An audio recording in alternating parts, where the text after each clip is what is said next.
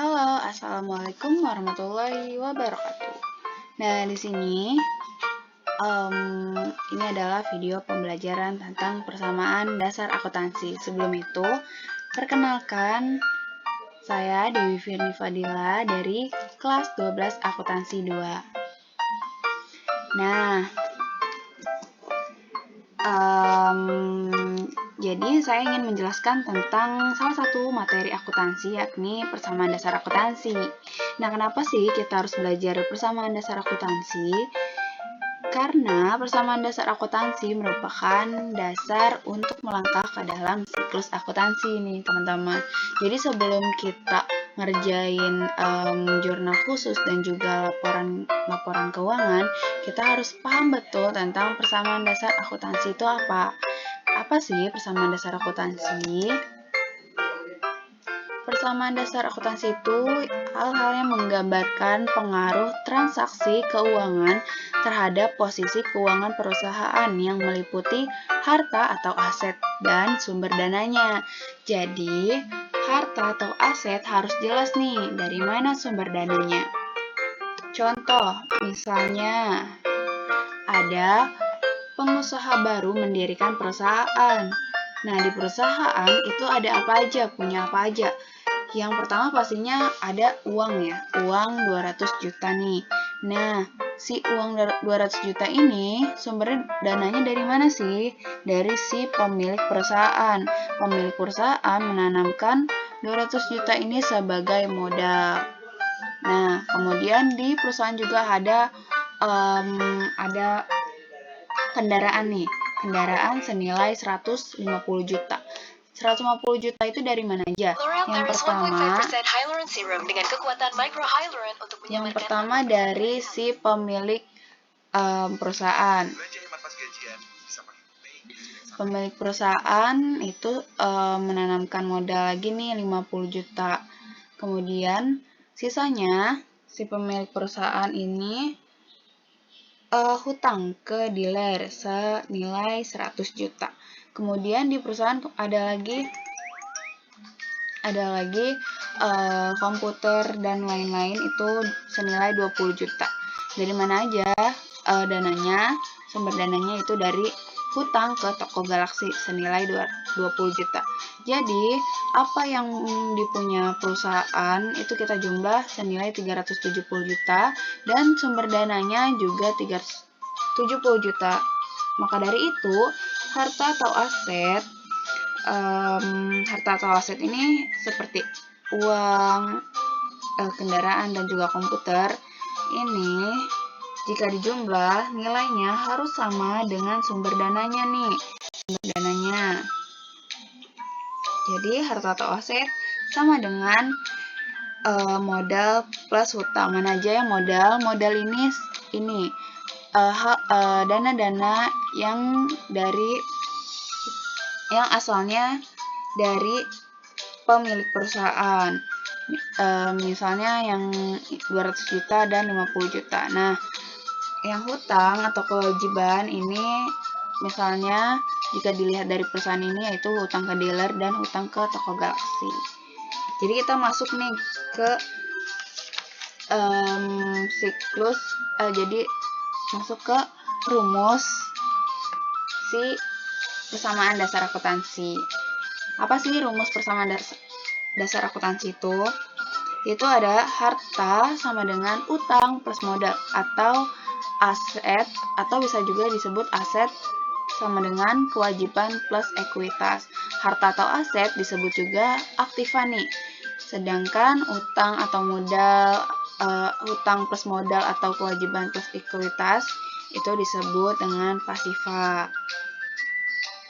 Unsur-unsur persamaan dasar akuntansi. Unsur-unsurnya kan tadi sudah kita bahas ya. Ada yang namanya harta atau aset dan aktiva. Nah, yang pertama kita bahas dulu ini harta atau aset atau aktiva. Harta atau aset atau aktiva adalah semua yang dimiliki perusahaan yang dapat dinilai dengan uang. Misalnya ada gedung, kendaraan, dan juga komputer. Nah, di harta atau aset ini ada dibagi menjadi 3 macam. Ada harta lancar, harta tetap, dan harta tidak berwujud. Harta lancar itu adalah harta yang habis dipakai atau umur ekonomisnya itu kurang dari 1 tahun. Misalnya apa sih? Misalnya itu adalah uang. Jadi misalnya kita punya uang 50.000 nih. Jika kita gunakan 50.000 itu untuk membeli sesuatu, maka uang itu akan habis. Jadi ini disebut dengan harta lancar. Nah, kemudian ada harta tetap. Harta tetap ini harta yang tidak habis jika dipakai dalam 1 tahun atau umur ekonomisnya lebih dari 1 tahun. Misalnya apa? Misalnya gedung. Gedung, jika kita misalnya nih teman-teman tinggal menempati suatu kelas, maka kelas itu jika kita gunakan, jika kita tempati, kelas itu tidak akan berubah bentuknya. Bentuknya akan tetap seperti itu. Namun jika kelas tersebut kita gunakan lebih dari 1 tahun, mungkin kemungkinan ada kerusakan-kerusakan lantai, jendela, dan lain-lain. Nah, kemudian yang terakhir adalah harta tidak berwujud. Harta tidak berwujud ini adalah aset non-moneter tanpa wujud fisik. Apa aja contohnya? Contohnya itu hak cipta, terus kemudian copyright, dan nama baik perusahaan. Akun-akun aktiva nih. Akun-akun aktiva ini adalah tadi sudah kita bahas. Aktiva itu semua yang dimiliki perusahaan. Jadi kas ini termasuk dana yang dimiliki perusahaan. Kemudian tanah, bangunan, wesel tagih, piutang usaha. Piutang usaha itu adalah dana yang kita dapat dari penjualan kredit. Jadi perusahaan lain membeli barang atau jasa dari perusahaan kita, kemudian memiliki kewajiban untuk membayar ke perusahaan kita. Kemudian ada peralatan dan perlengkapan. Peralatan dan perlengkapan ini berbeda. Peralatan misalnya itu komputer atau hal-hal yang memang dibutuhkan oleh perusahaan. Sama juga perlengkapan juga dibutuhkan, cuma bedanya ini adalah perlengkapan adalah hal-hal yang melengkapi si peralatan tersebut. Misalnya kayak pensil, pulpen, kertas untuk mencetak laporan, dan lain-lain. Kemudian beban dibayar di muka. Beban dibayar di muka ini misalnya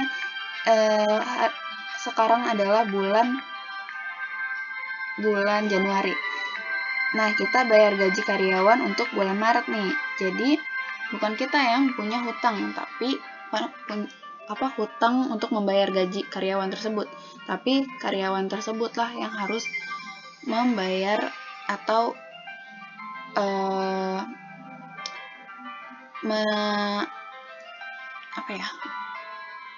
melunasi apa yang sudah kita bayar gitu.